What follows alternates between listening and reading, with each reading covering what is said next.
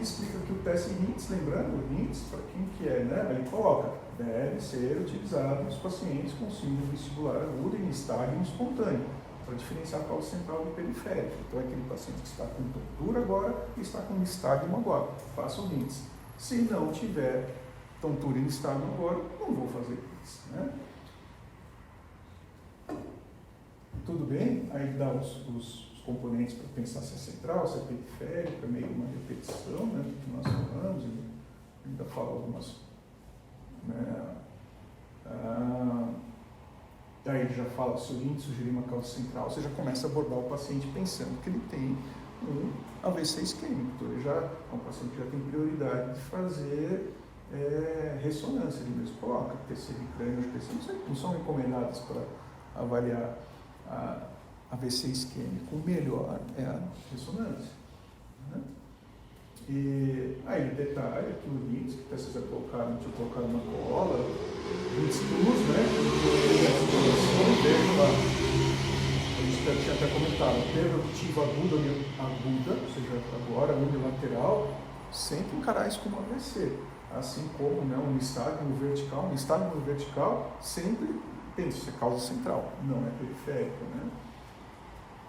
E aqui tem algumas definições de classificação de nistagmo que a gente vê nas manobras, né? Aqui ele dá até ele menciona, né, os principais diagnósticos diferenciais. Na verdade, é a causa principal de síndrome vestibular aguda, que é a neurite vestibular, coisa que a gente já tinha mencionado, daqui a pouco a gente vai falar de... tá, né, que a gente ficou falando ali, aqui dá só uma explicadinha, né, que a gente ficou falando, que avalia a marcha, avalia a postura, né, e aqui ajuda, né, a você avaliar, porque de fato tem que avaliar na marcha, né, tem graus de estabilidade da marcha. O paciente está grau 2, a partir do grau 2 você já pensa que o paciente tem uma lesão central, né? Ele é mais o valor preditivo, tanto que lá em cima ele coloca, né? Assim, né? Quando você pedia angiorressonância, são indicados no síndrome vestibular episódico espontâneo, quando há suspeita de AIT e não foi acionado o protocolo de AVC. Ele coloca uma avaliação de bateria RITS Plus, mais avaliação de estabilidade em marcha. Você já começa a pensar que de fato que ele tem AIT. Lembre que o AIT, quando você desconfia que o paciente tem um AIT, aí a ver com a segunda SP. Você já aplica ali o score ABCD2 para ver o risco de ele evoluir para um AVC, inclusive, né? Para ver se ele é um paciente com AIT de alto risco, né? Indicam que então, é um paciente de alto risco. Lá, a gente sabe que quem tem um ABCD2, um score maior ou igual a 4, é um paciente de alto risco, né? Ou se ele tiver já um grau de estabilidade de marcha 2 ou 3, né? Ou mesmo um índice plus positivo para lesão central, eles mesmo falam, pode esse paciente, tendo um AVC isquêmico, interna, exame de imagem, vai seguir, ou seja, a assistência dele tem que ser mais encarando como algo mais complexo, né? Depois a sequência, que já está no final, né? Ele fala quando internar, né? Já dá uma ajuda para a gente do que fazer, né? Todo paciente com síndrome vestibular aguda de origem central ou com dúvida diagnóstica sempre internar, faz sentido, porque é sempre suspeita de que ele tem um AVC interna, sempre pedir opinião de especialista, você que não é especialista, né? Daí ele fala quando tiver os sinais de alerta, como nistagmo vertical, fase rápida, nistagmo com fase rápida multidirecional, perda auditiva subtonilateral, estabilidade de marcha importante, quer dizer, grau 2 ou 3, principalmente, ou seja, aquele que não consegue deambular sem apoio, ou nem consegue se sentar, sempre se encara como paciente com uma AVC que aprova AVC isquêmico que aprova o contrário, também vai internar, né? Já falamos lá do ABCD2, fatores de risco. Perfeito. Depois, que aqui a gente, você vê que aqui ele até faz assim, uma breve consideração até de tratamento, né? Porque a neurite vestibular é o principal caso no síndrome vestibular aguda, né? Então, o que ajuda o paciente a acelerar a recuperação é você fazer corticoide mesmo, né? E podendo associar com uma droga sintomática para diminuir a tontura, a sensação de tontura ou vertigem, por exemplo, que é a metrizina, que é muito utilizada, né? Então, em termos de terapêutica básica, o corticoide mais um sintomático, não muda disso, né? O que mudaria disso se estiver pensando já em AVC, certo? Ele dá algumas considerações aqui de alta, os cuidados que o paciente tem que ter, já que ele, para ele não ter um episódio nem de tontura, nem de vertigem, numa situação de risco, você pode deixar uma medicação, um antiemético, assim, na emergência você também pode dar um antiemético para o paciente, né? Tanto o antiemético quanto o antivertiginoso, se necessário, né? E no caso de corticoterapia, o principal é a corticoterapia, a neurite vestibular. Então você começa com uma dose alta e vai escalonando, né? Isso é certo? Metrizina é antivertiginoso? É o antivertiginoso. Né? Certo? Então, normalmente ele fica com corticoide, um remédio para náusea e um antivertiginoso. Metrizina é o Labiri? Oi? É o Labiri? De nome comercial eu já não vou saber te dizer. Mas a gente pode consultar. Né? E as espontâneas, as episódicas espontâneas, seja que elas costumam ter pouca duração, né? É bastante difícil dizer quando ela seja, por isso que ela é espontânea, né? Por isso que foi até sugerido o paciente de fazer um diário para ver se a gente consegue estabelecer algum fator desencadeante. Né? Certo? Então, a desencadeada, né? Assim, nos vários episódios que é desencadeada, a gente vai ter o objetivo do VPPB para poder falar um pouco melhor dela, né? Ou seja, né? Eu acho que isso que eu fiz com vocês, eu até fiz com a turma do semestre passado, que eles fizeram do jeito que vocês trouxeram, né? Vocês preencheram ali os vários elementos que estavam dentro do objetivo e esse documento ajudou a sistematizar, porque é um documento curto que revisa um monte de coisas que vocês falaram e deixa mais claro coisas que aparentemente são confusas, porque você fica, que horrível, que avaliação de não sei o quê. Então, tem um momento certo para fazer cada coisa. E por trás de tudo isso tem um grande significado, que é separar se é central ou periférico. Porque se for central, então a gente está tratando de AVC. Né? AVC isquêmico até prova em contrário. Lembrando que os AVCs de fossa posterior, como acabamos de falar, né? Podem muito bem se manifestar apenas como vertigem ou alguma estabilidade de marcha, só que ali no meio da tua avaliação você vai observar que tem alguma coisa que mostra que a lesão é central e não periférica. Tá? Certo? Ok? Tranquilo, né? Tudo bem com esse objetivo? Agora são as manobras, né? Isso, porque esse é o terceiro objetivo que eu até tinha pedido para vocês. Como ele fala do VPPB, então a gente deu uma conceituada do que é o VPPB, né? Para não ficar assim, vou falar de manobra, mas nem entendi direito o que é VPPB, não expliquei o que é o básico, né? A gente fala do VPPB, faz um intervalo e na volta a gente aí foca em síncope, né? Inclusive aí também tem um documento do Einstein de 2 páginas lá que ajuda muito, e fala da TPPP, certo?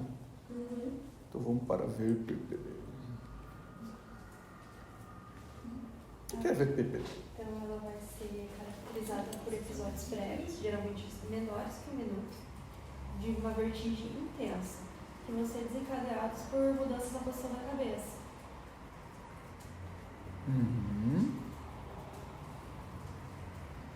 Certo.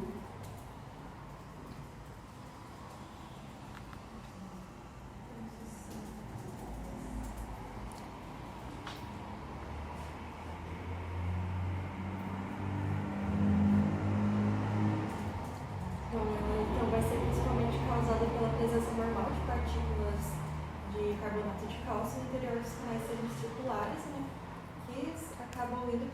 dessa mudança da posição da cabeça. Isso. Então, essas partículas, né, são as otocônias, elas vão se soltar no triplo, que é onde elas deviam estar, e vão liberar para os canais semicirculares. Esse movimento anual do líquido vai dar esse estímulo vestibular errado, que vai ter essa ilusão de cultura, né?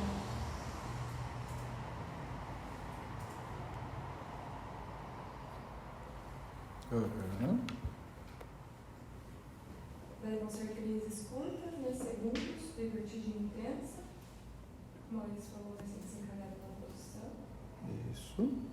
É frequente ter náusea, não tem perda auditiva e o intervalo entre as crises é livre.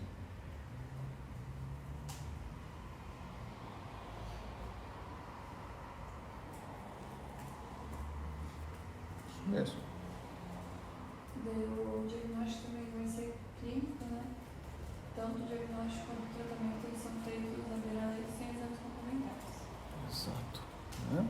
Ele vai ser feito através da manobra do Giggs. 80 a 90% vai ser de causa do canal semicircular posterior.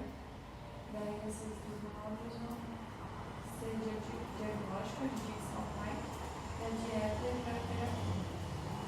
Essa manobra de EPI, ela vai fazer exatamente o que deu errado, ela vai trazer o topônio de volta para o Topônio. É isso aí.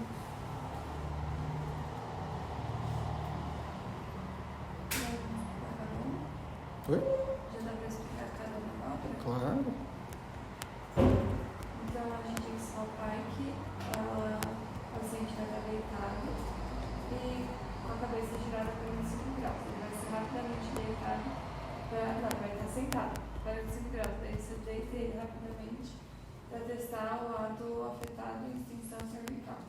Daí o resultado positivo vai ser a vertigem reproduzida com nistagmo torsional vertical. Muito bem. Isso.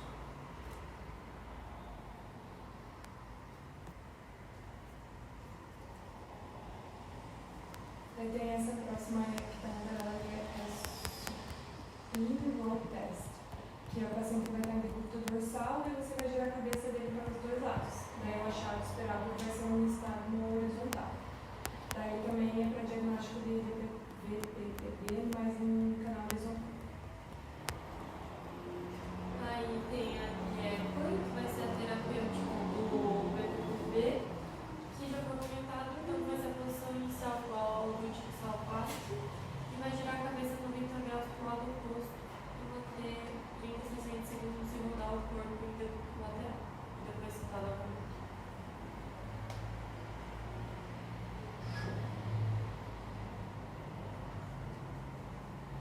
Uhum.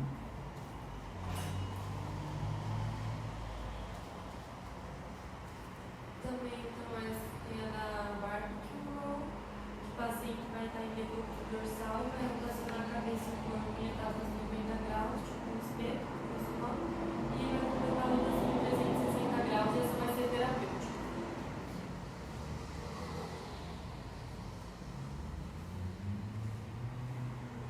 Excelente. Aí eu vi que o fone é uma alternativa à Barbecue Roll, que também vai ser terapêutica, e daí ela vai depender do resultado da oral test. Porque o oral test pode ser geotrópico, quando o nistagmo bate para o chão, ou agiotrópico, quando bate para o teto. Aí o bufone, quando é geotrópico, deita para o lado não afetado, e agiotrópico para o lado afetado. Confusão. Confusão.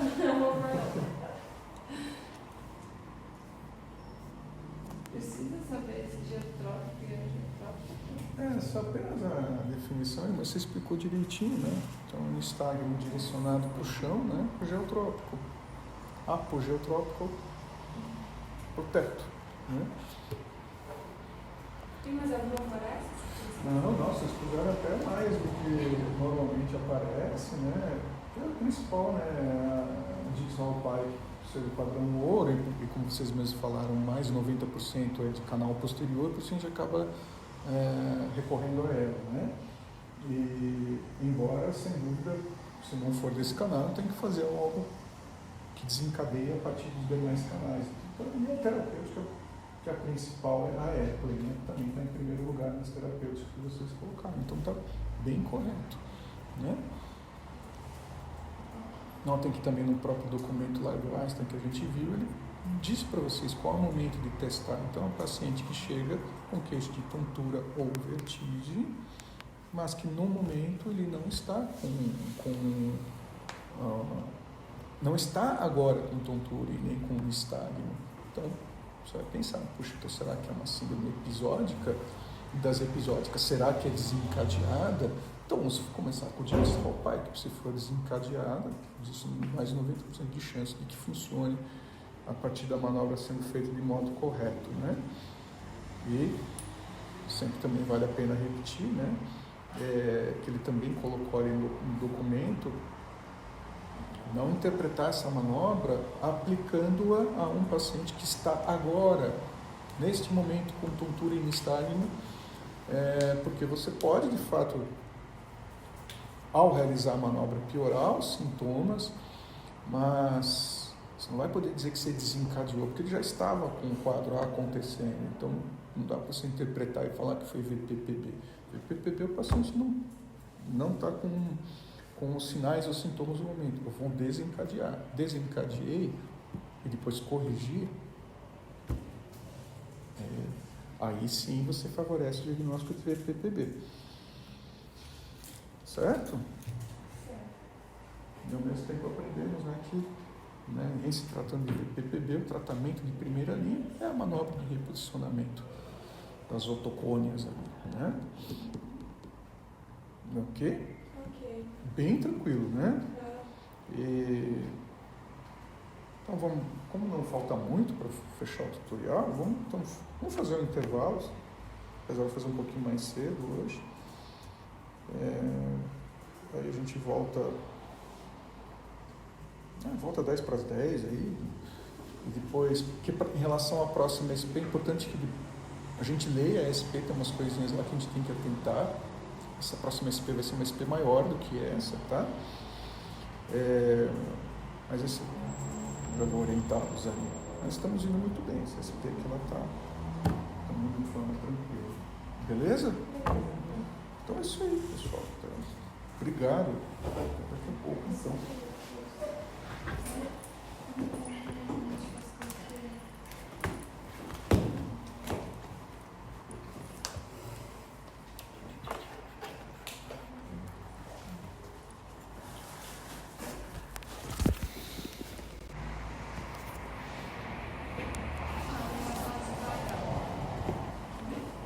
Mas o manobra de recuperação é muito complexo. Então, ela é a causa mais comum, representa cerca da metade de todos os casos. E daí, o mecanismo vai ser um reflexo autonômico, que um gatilho, como dor, ortostatismo, calor, vai fazer vasodilatação, bradicardia e reduzir o débito cardíaco.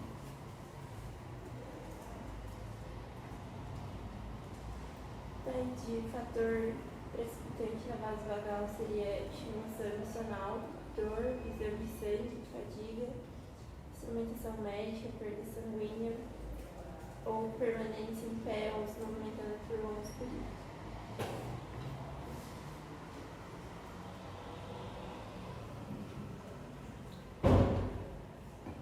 E a investigação inicial seria com ECG para excluir causa cardíaca, uma pressão arterial ortostática e a glicemia capilar. Isso. Pelo que eu digo bem. PA ortostática.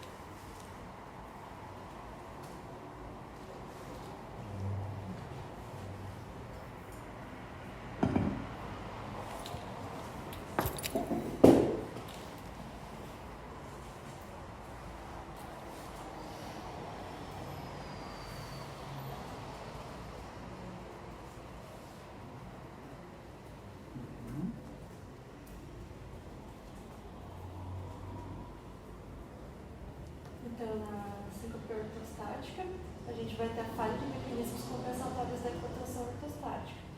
Pode ser por depressão de volumes, pode ser por causa medicamentosa, ou até mesmo uma desautonomia, que tem nas doenças neurológicas. Uhum.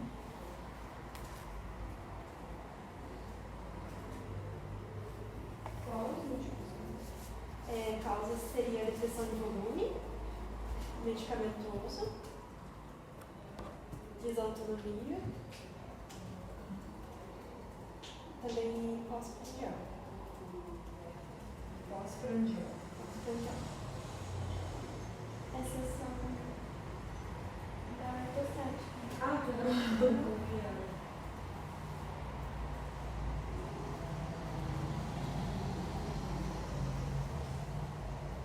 a causa é mais comum em nomes, e daí a revisão de medicação é muitas vezes mais diagnóstico terapêutico do que qualquer outro exame ou tratamento.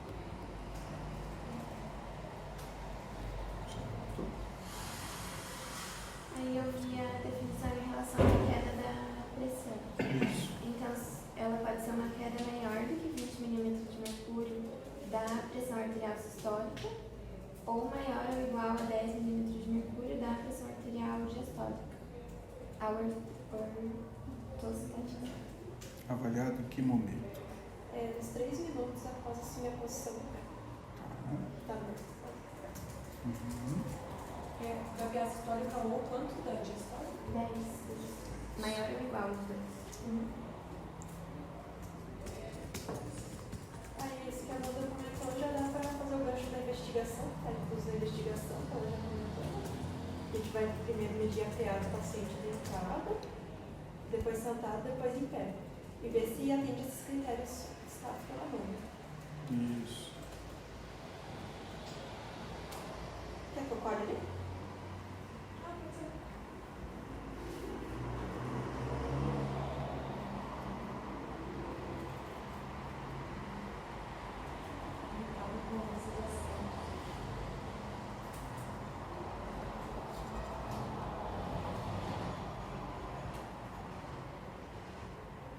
Os minutos são 3 ou 2? 3.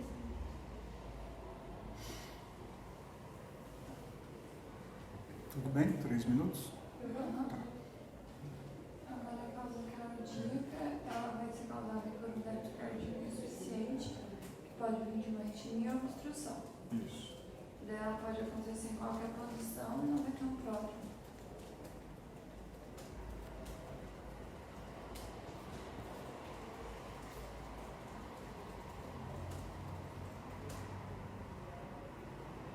Aí a investigação inicial vai ser com o ECG de 12 derivações, monitorização contínua e ecocardiograma.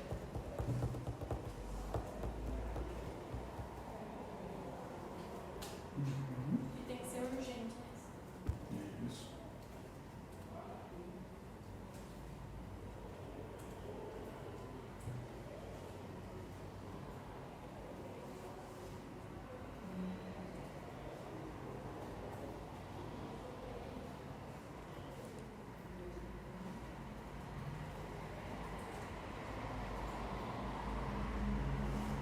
A síncope neurológica é mais rara, aí geralmente está associada ao AVC ou a AIT. E aí a gente deve considerar quando tiver déficit neurológico associado. Perfeito.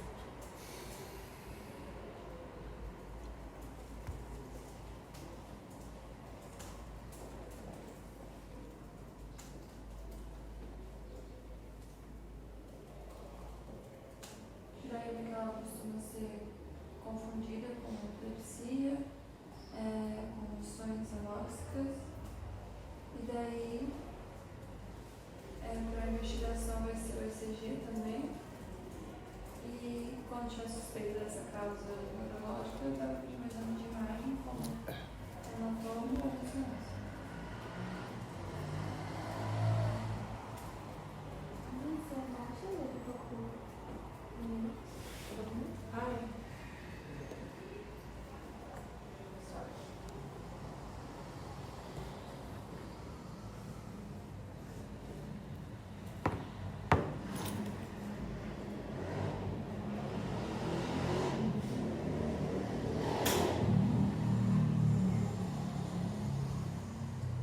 certinho.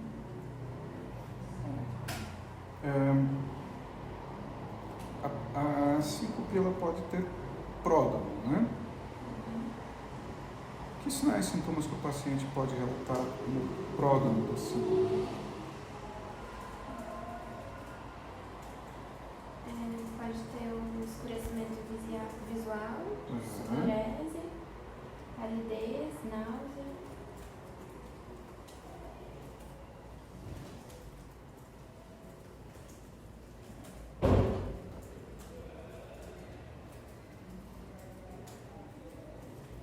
Uhum.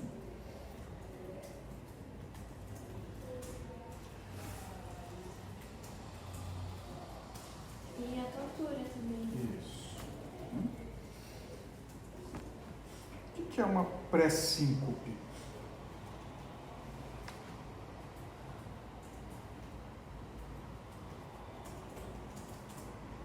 Não seria mais ou menos a hipotimia que a gente tinha comentado? É isso aí.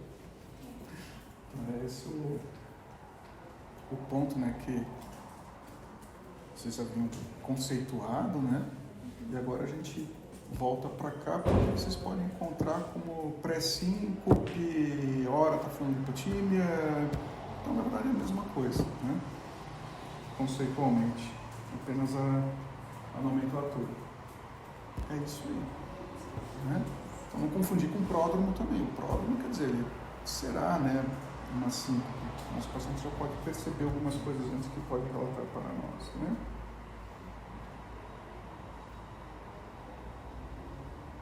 Certo? Tranquilo? Lembrando que na questão da questão ortostática, né? No mecanismo de hipotensão ortostática, se o paciente é um paciente hipertenso, ele já sofre de hipertensão arterial sistêmica, aí a gente valoriza quando a queda é maior que 30 milímetros na sistólica, tá? Mas o valor padrão mesmo é queda de 20 na sistólica ou 10 da diastólica, no intervalo do tempo que vocês mencionaram. Então, pelo menos 3 minutos do paciente em pé. Certo? Se houver, né, ainda dúvida se é uma hipotensão ortostática, apesar de ter feito o exame clínico tudo direitinho, ainda dá para fazer o TIT test, né? Mas não pode ser suficiente como um indício de hipotensão ortostática a medida em consultório. Certo? Mas já é um grande elemento de triagem já. Tem paciente que tem, quando for fazer essa avaliação, vocês têm que ter um auxiliar, porque o paciente pode ter uma síncope imediatamente, né, que é um mecanismo rápido de síncope, né, que é a chamada forma imediata da hipotensão ortostática. Então, um auxiliar, ou mais de um, porque se o paciente cair, para ele não cair, não se machucar, né? Ou, né, que é a forma clássica, que pode levar pelo menos 3 minutos, mas tem que estar preparado para alguém segurar o paciente.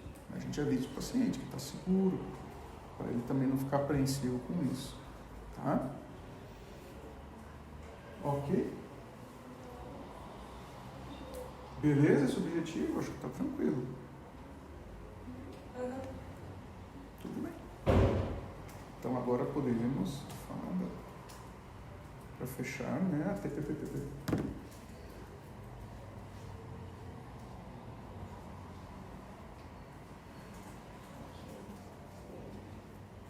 Tudo bem? Uhum. É um distúrbio vestibular funcional crônico.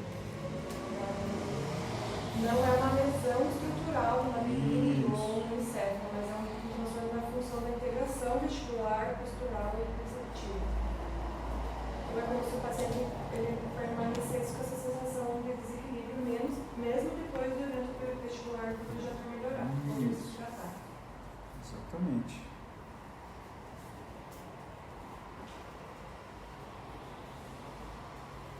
Eu vi que para ser caracterizado da forma crônica tem que ter pelo menos uns 3 meses ali de evolução. Uns 3 meses. E tem que ter 3 contextos típicos, que é a posição ortostática, movimento ativo e exposição em estímulos visuais complexos, né? São esses fatores que vão desencadear a crise.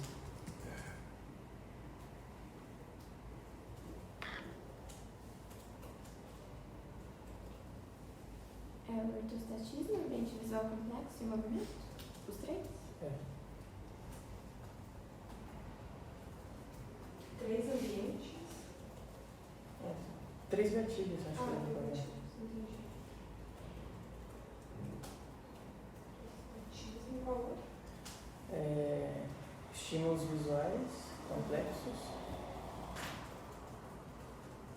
e movimento ativo.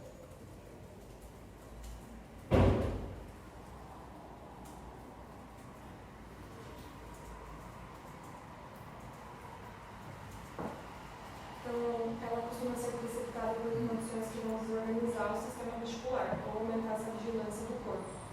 Pode ser uma B2BD, uma neurite vestibular, estímulo vestibular. Isso.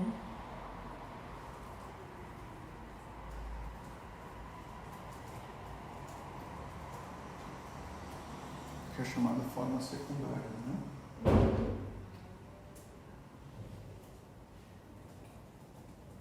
Então, defisiologia é como se fosse uma adaptação mal calibrada do evento vestibular. Ele tem esse evento, por exemplo, uma neurite vestibular, e daí, em vez de retornar ao controle postural normal, automático, o cérebro fica tentando priorizar excessivamente essa estabilidade. Daí o paciente fica como se fosse com medo, com dependência de pistas sensoriais, assim, para ele conseguir ter o controle de volta. Dos sintomas vão ser a tontura, instabilidade crônica, piora com a postura, essa sensibilidade visual, a piora com os movimentos, insegurança em caminhar. Isso. Aí os sintomas eles são flutuantes, mas eles são crônicos.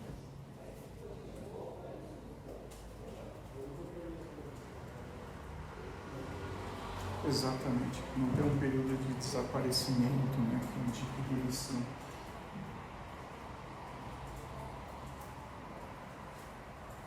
Tanto que, né, existem os chamados 5 pontos, que são 5 critérios definidos pela Barham Society, lá, a Sociedade Barham, né, que envolve exatamente o que vocês falaram. Então, para ele, né, o primeiro aspecto, então exatamente, tem que ter a tontura, instabilidade ou vertigem, uma vertigem não rotatória presente na maioria dos dias por pelo menos 3 meses. Então, um ponto, um aspecto. Quer dizer. Segundo critério, sintomas persistentes sem períodos específicos de remissão, que também falamos. Terceiro aspecto, exacerbação por postura ereta ou movimento ativo e passivo do corpo e estímulos visuais complexos. Quarto ponto, precipitado por condições vestibulares agudas, crônicas ou episódicas, outras condições médicas ou mesmo estresse psicológico. Embora, né, ela pode ser primária quando você não identifica um gatilho, senão ela vai ser secundária, como vocês mencionaram, por exemplo, pós-PPB, pós-neurite vestibular. E o quinto aspecto, que sim, que ela causa sintomas, né? Ela causa comprometimento funcional significativo, então isso perturba a pessoa, compromete, pelo menos parcialmente, suas atividades. Como que é o nome dessa classificação? Critérios diagnósticos pela Sociedade Barham. Eu vou colar lá. Então, acaba repetindo o que vocês mesmos falaram, né? Ela pega... Então, vejam que para avaliação clínica, né, a gente vai querer verificar se os 5 pontos, se os 5 tópicos de critérios estão contemplados no paciente, né? Porque um dos pontos de que existe persistência, uma duração maior ou igual a 3 meses, mostra que não é um evento episódico. o que, né, vai de encontro à própria definição da condição que ela é crônica, né? Então fez parte também da avaliação da anamnese verificar se o paciente teve alguma condição prévia, que podia ser a própria VPPB, um estresse psicológico significativo, verificar um ponto se tem fator exacerbante, né? Outros sintomas que podem estar relacionados, por exemplo, uma história de enxaqueca, zumbido, alguma alteração prévia do sistema autoneural e também da própria estrutura vestibular. E qualquer, né, elemento envolvido com algum transtorno mental, como ansiedade, depressão, qualquer fator de estresse emocional, é sempre relevante investigar. Certo? Portanto, do ponto de vista clínico, um exame físico focado para essa queixa tem que incluir o quê? Que a gente tem que pensar nos diagnósticos diferenciais, né? Então, outros diagnósticos a considerar, além do que a gente falou, por exemplo, sabemos que a VPPB pode ser um desencadeador, mas o paciente pode estar na persistência de uma VPPB, que são os quadros atípicos de VPPB, que tendem a ser chamadas formas atípicas ou residuais, enxaqueca vestibular, até alguma chamada disfunção otolítica isolada, né? Então você tem disfunção dos canais semicirculares. Os 40 e poucos % dos pacientes com TPPB tem disfunção otolítica. Queixa de tontura crônica por ansiedade, então avaliar critérios de ansiedade ou de depressão ansiosa, vocês vão aprender isso semestre não, ou sei que vem.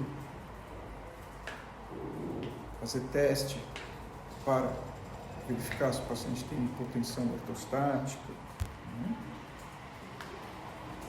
E também dentro dos transtornos psiquiátricos, os próprios transtornos somatoformes que tem tradução sob a forma de tontura. Isso também vocês vão aprender melhor na UC18, fica mais fácil entender isso que eu estou falando.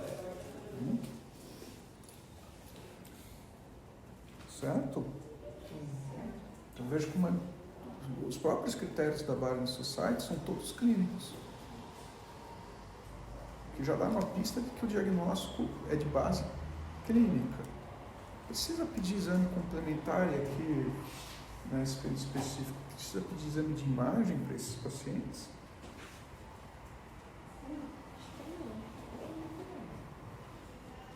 Geralmente não, né?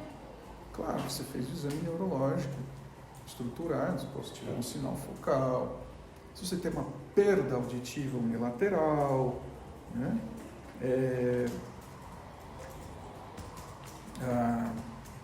Algum sinal, algum indício no exame clínico que mostra a possibilidade de lesão central. Não é diferente do que a gente conversou ao longo da manhã. Então, fica a critério clínico, mas geralmente não precisa. E se espera que você está totalmente autorizado a fazer um diagnóstico clínico, não tendo encontrado nenhum sinal de alerta para outra condição. Né? Tudo bem?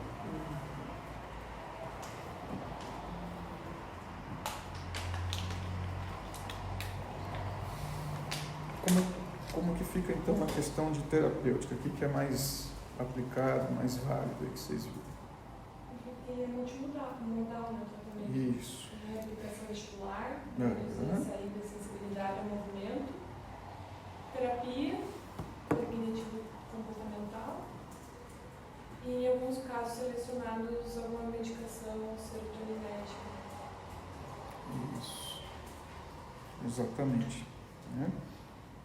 Na classe dos... Estão fazendo um antidepressivo serotoninérgico, faz inibidor seletivo de recaptação de serotonina. Existem os inibidores que fazem recaptação de serotonina e noradrenalina também. De qualquer forma, como você falou, uma medicação com mecanismo serotoninérgico, os antidepressivos, né? Mais reabilitação vestibular. Mais alguma coisa pode ser acrescentada, se for o caso? Vocês colocaram TCC e tal. Isso.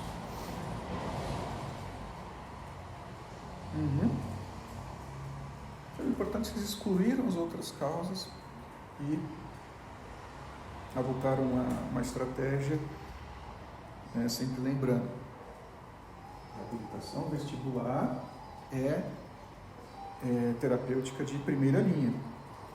Né? Costuma, ter um resultado melhor quando você associa o antidepressivo serotoninérgico a ela. Certo?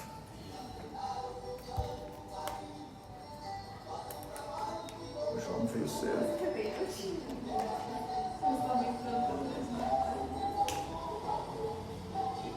Cheguei quase uma hora antes. O tutorial mais curto hoje. Certo?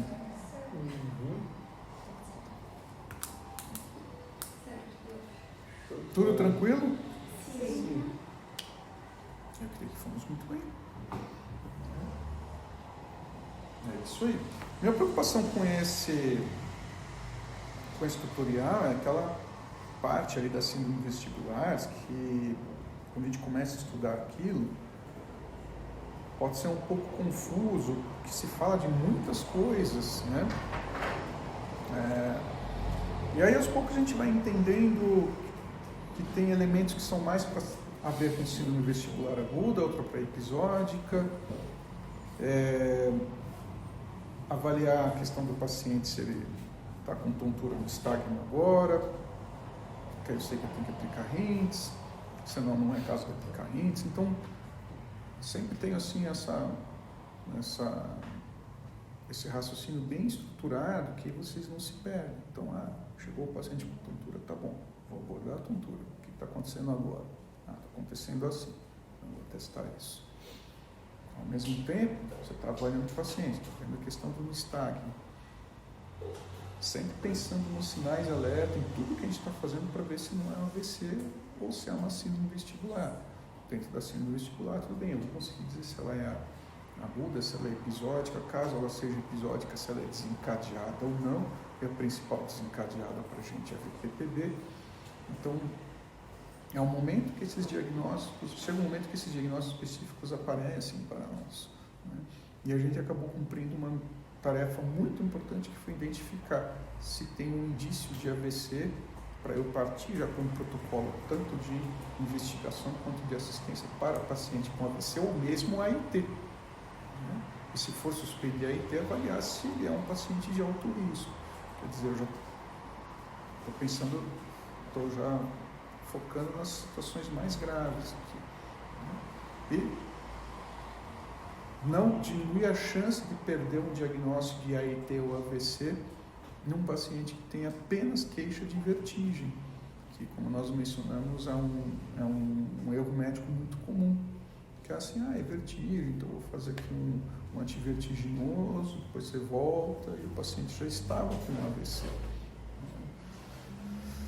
Tudo bem? Eu sei que não é fácil para nenhum médico, por isso que não à toa que surgem esses protocolos, esses algoritmos para sistematizar o atendimento, o pronto atendimento, que tudo isso visa aumentar a eficiência diagnóstica, ganhar tempo, né? Porque também não basta ter vertigem para dizer, vou ficar fazendo ressonância em todo mundo, isso não é de forma nenhuma racional, né? Mas pelo menos cada decisão de vocês fica fundamentada em não investigar ou investigar, por exemplo, com o exame de imagem, como mencionamos, né? Ok? Então, muito bem. Parabéns. Excelente. E a próxima SP, como eu havia dito, uma SP, ela será mais longa, então vamos fazer assim. Vamos ler o texto dela.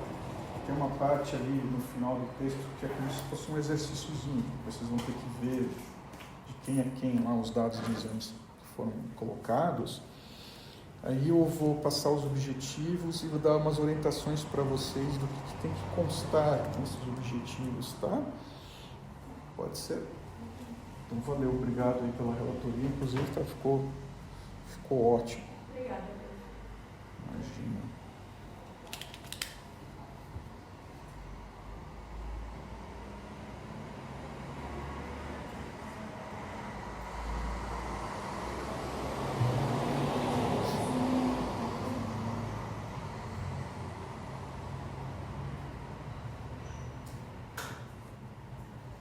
Aí coloca o objetivo. Oi?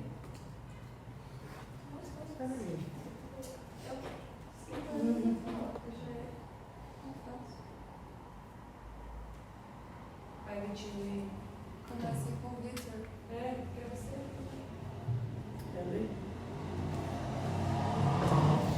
Para começar, pessoal? Pode?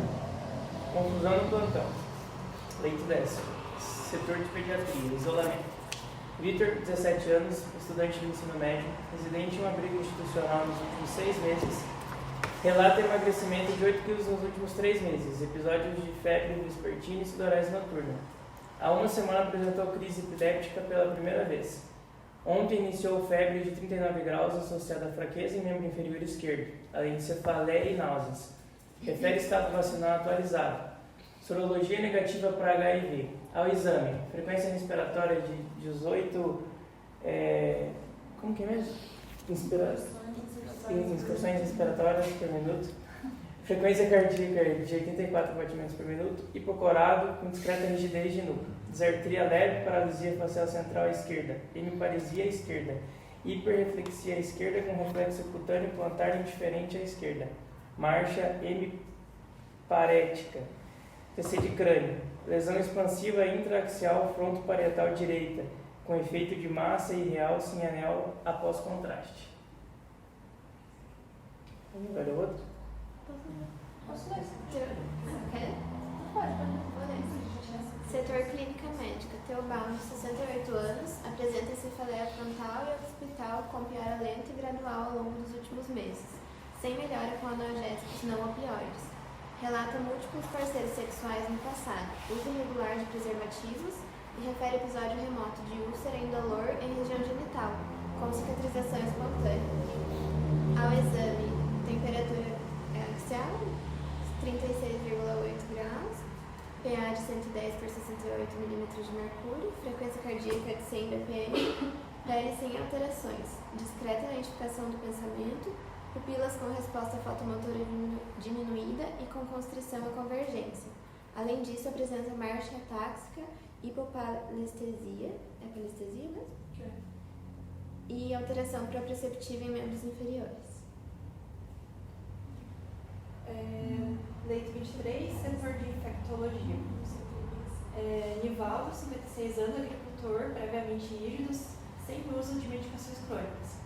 Relata contato frequente com pombos em sua propriedade e costuma armazenar grãos em galpão, onde há presença de fezes de aves. Há cerca de 20 dias apresenta cefaleia de forte intensidade associada a náuseas e vômitos.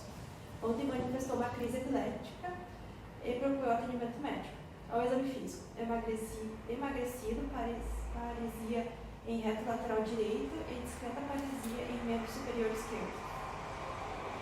Leito 5, setor de neurologia. Arnaldo, 49 anos, natural da zona rural e residente em área com saneamento básico precário. Relata o consumo frequente de carne suína de procedência caseira. Queixa-se de confusão mental, perda de força em membros superiores e dificuldade discreta na articulação das palavras. O quadro é descrito como de progressão lenta. Ao exame físico, bom estado geral, com discreta e moderada redução assimétrica da força dos grandes grupos musculares dos membros superiores. Tomografia de crânio contrastada, múltiplas lesões arredondadas, com realce anelar distribuídas em ambos os hemisférios cerebrais e cerebelares.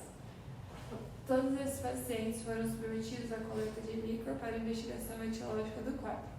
No entanto, o interno responsável que levou os frascos ao laboratório esqueceu de identificar os tubos.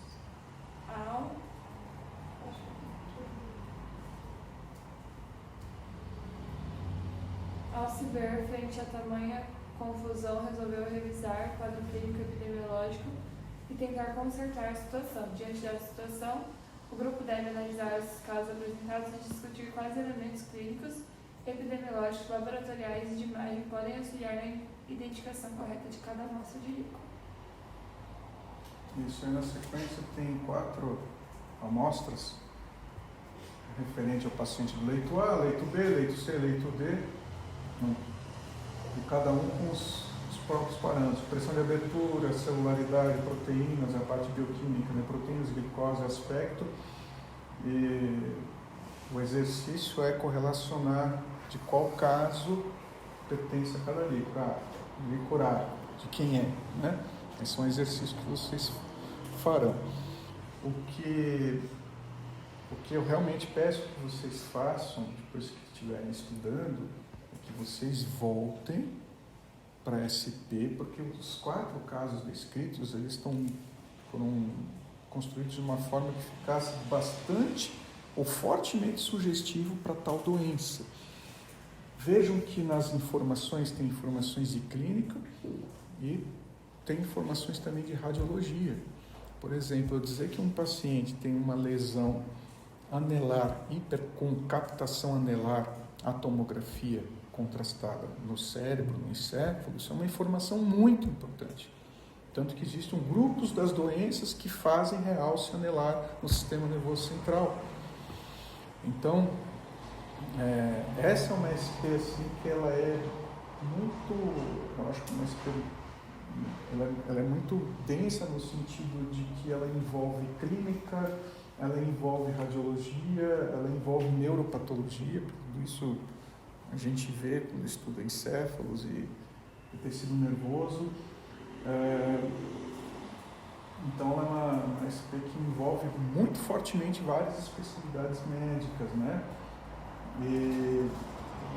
Então o meu pedido é, reforço, que olhem, né, que vocês sejam capazes, depois de ter estudado, de olhar a descrição do caso, vocês vão perceber que fica bem facilitado. Eles falam, esse aqui é tal doença. E interpretar o líquor dentro desse contexto. No fechamento nós voltaremos para cá e aí vocês vão responder de quem que é esse líquor, de quem que é esse líquor. Claro que aqui é um exercício, né? Porque uma das coisas mais preocupantes em medicina diagnóstica é erro na identificação de qualquer tipo de amostra, né? Isso é um problema muito, muito sério e tem algumas coisas que a gente tem que fazer quando isso acontece. A gente vai poder conversar disso, né? E lógico que na prática não é simplesmente, eu olhei o caso, então é essa amostra aqui mesmo, né, pelo resultado. Pensando frequentemente, você tem que coletar de novo, inclusive, mas aí a gente vai poder conversar melhor sobre esse aspecto. Então, valorizem bastante o que está aqui, porque ajuda e ao mesmo tempo reforça o que vocês aprenderam e ajuda também numa situação assim. Podia ser uma questão de prova. Bota isso daqui e pode perguntar que doença ou que seria esperado de tal parâmetro do líquor nessa doença. Às vezes não está te perguntando doença, ele subentende que você identificou a doença e pergunta o parâmetro. São formas de perguntar, né? Mas vocês vão ver, repito, que vai ficar bem facilitado com o estudo do próprio fechamento, tá? Então nós voltaremos para esse texto na quinta-feira. Vocês então têm 5 objetivos, eu vou dar uma explicada para vocês o que tem que constar. O primeiro objetivo é um objetivo, ele é simples, tá? Só